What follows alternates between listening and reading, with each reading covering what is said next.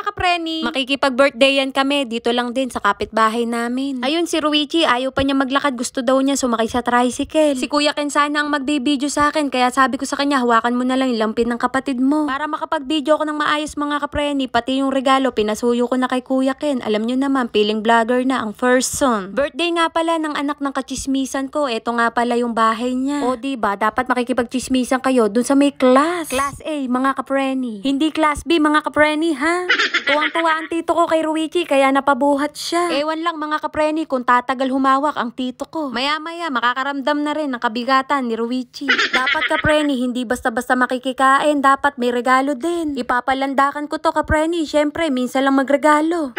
Medyo nahiya ako kapreni. Ako pa lang pala ang naglalagay ng regalo dito. Tingnan nyo, sira pa. Ay, nasira pala mga kapreni. Kanina lang nasira yan ng anak ko, si Kuya Ken. Ngayon pa lang mga kapreni, sinasabi ko na sa inyo, hindi ako uuwi nang hindi ako nakakatikim nito. Kapag ganitong senaryo kapreni, hindi mo na magpapahalata na sa pagkain ng punta.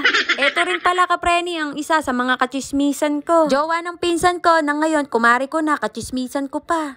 Siyempre, hindi mawawala ang magdasal bago kumain. At kinakantahan na namin ang may birthday mga kapreni. Tingnan nyo si Ruichi. Bakit kaya ako niyuyugyog ng mami ko?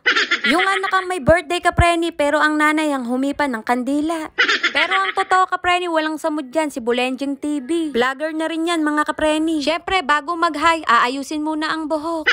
Akala naka-live ako mga kapreni. Hindi sana ako magra-rice mga kapreni, pero nakita ko yung ganitong rice, naengganyo ko, kaya ito, sumandok ako. Yung kanin kasi nila mga kapreni, merong sahog. Sinong hindi maeengganyo, diba?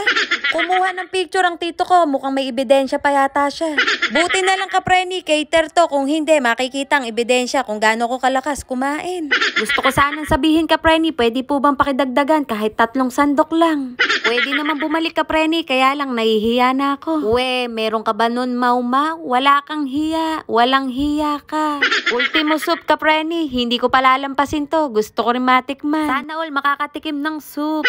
Kapag nag-video kayo kapreni at iniwan nyo sa lamesa, sigurado may ganitong eksena. Maagang nag-out si Daddy Chester sa work niya, kaya bago ako kumain, kailangan matawagan ko siya at makausap ko siya. Hindi pwedeng hindi tatawagan kapreni, kung hindi, magkakaroon ng World War II sa pagitan ni Mau Mau at ni Daddy Chester.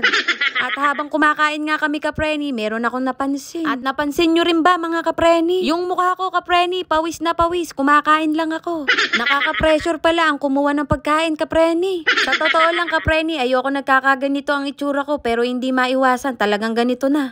Buo ang loob ni Kuya Ken mga kapreni, pangalawang ulit na niya yan. Sabi niya, busog na raw siya. Sabi ko, sige, kumuha ka pa. Aba, kumuha nga.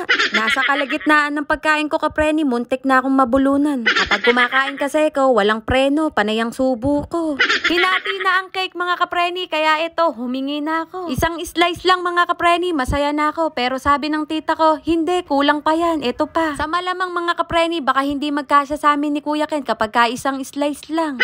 Buti na lang naisip ng tita ko na dagdagan, kung hindi, babalik pa ako. First time ko matitikman ang ganitong cake kapreni dahil madalas nakikita ko lang to sa mga post sa Facebook. Gusto ko sanang bumili nito mga kapreni, kaya lang 1,000 pala ang presyo. At dahil natikman ko na mga kapreni, hindi na ako bibili kasi nga natikman ko na. Umulan na tuloy mga kapreni, napauwi tuloy ng di oras si nanay at si Ruichi. Pinauna na muna ako ni nanay kumain at siya na muna daw ang mag-aalaga kay Ruichi, kaya maya-maya mga kapreni, uuwi na ako para naman si nanay ang kakain. Kaya napakalaking tulong din sa akin mga kapreni, nakasama ko ang nanay ko. Maraming salamat sa mga nanood. Bye mga kapreni!